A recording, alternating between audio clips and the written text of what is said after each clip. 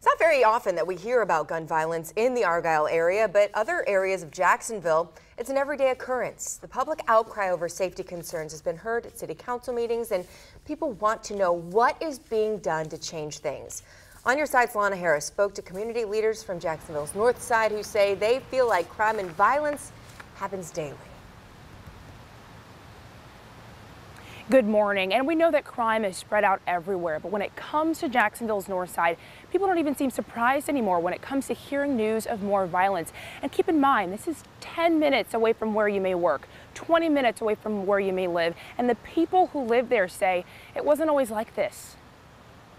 What was on the corner where the dollar store is? That was standard fee. There's nothing like reminiscing about the good old days. I have so many pleasant memories of this place because this is where I grew up. Northside Coalition President Ben Frazier says he loved growing up in Durkeeville on Jacksonville's North Side. I remember Mama used to get rock candy from Dixie Pharmacy on this corner. Loved it because everyone knew everyone, and he says the area was thriving. Down this street, Myrtle Avenue, of course, there were many doctors' offices. Back then in the day, people didn't even lock their doors. But somewhere along the way, he says something changed. In the place of camaraderie came crime. Including prostitution, including robberies and rapes. In the buildings that were once bakeries and grocery stores, they don't exist.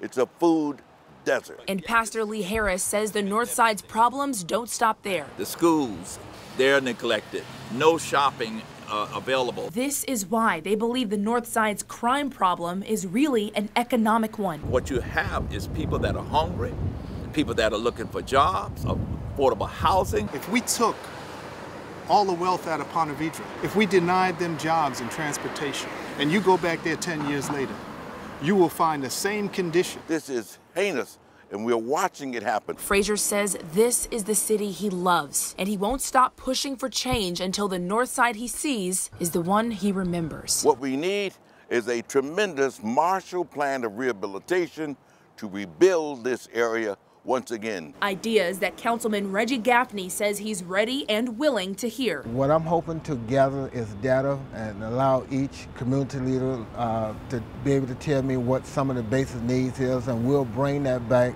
to City Hall.